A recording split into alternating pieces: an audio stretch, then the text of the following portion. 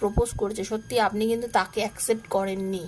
কিন্তু আজকে একমাত্র এনার প্রতি আপনি মারাত্মকভাবে দুর্বল,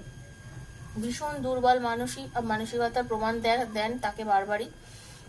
তার জন্য আপনি সবকিছু করেন, বা তার জন্যই শুধু শুধু কাঁদছেন বলতে গেলে, তার প্রতি কান্না, তার প্রতি দুঃখ, তার প্রতি আপনার একটা অনুভূতি টান, আপনি তার প্রতি